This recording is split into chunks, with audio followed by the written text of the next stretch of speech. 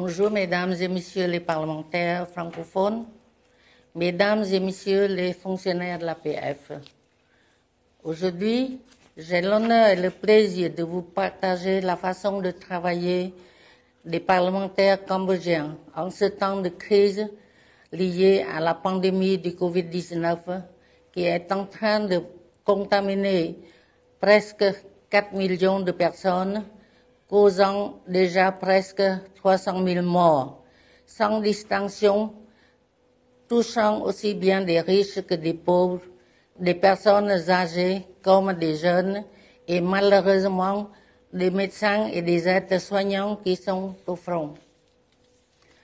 Cette pandémie d'une violence inouïe est donc en train de ravager la planète tout entière, sans exception.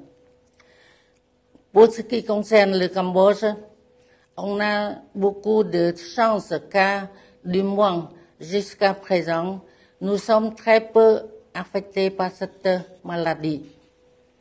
Nous avons en effet recensé seulement 122 cas de contamination sans décès.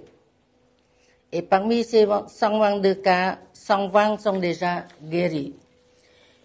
Il ne reste que 2 personnes seulement encore hospitalisées. Mais leur état de santé n'est pas inquiétant.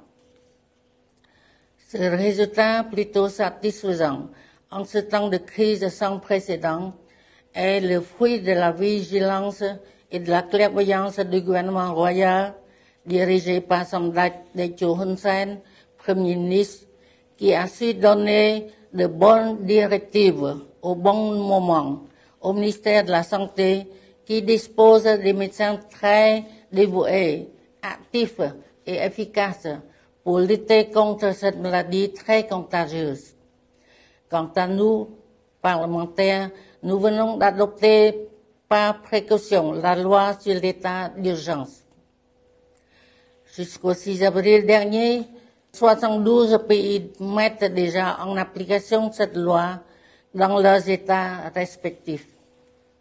Au Cambodge, cette loi nous sert seulement d'arsenal juridique, juste au cas où nous devions courir à son utilisation, ce qui n'est pas le cas aujourd'hui, et nous espérons qu'on n'aura pas à l'utiliser.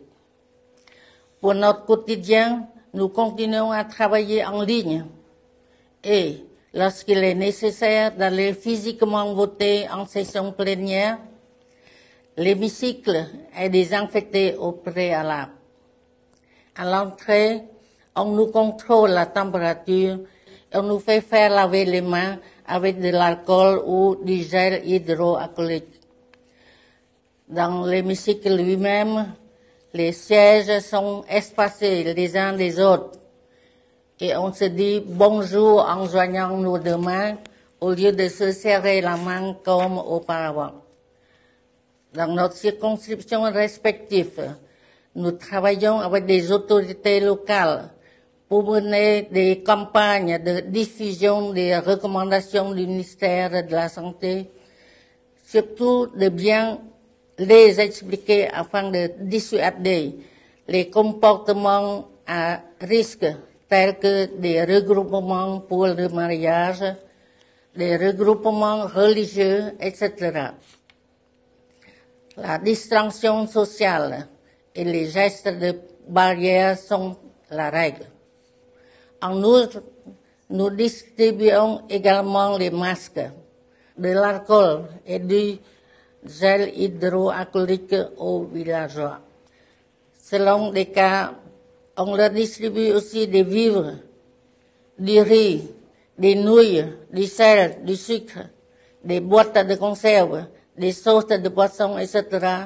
pour subvenir à leurs besoins, car étant confinés comme 4 milliards d'êtres humains sur notre planète, et en ce temps de crise, certaines personnes ont perdu des revenus. Voilà, chers amis, comment les parlementaires cambodgiens travaillent en cette période de Covid-19.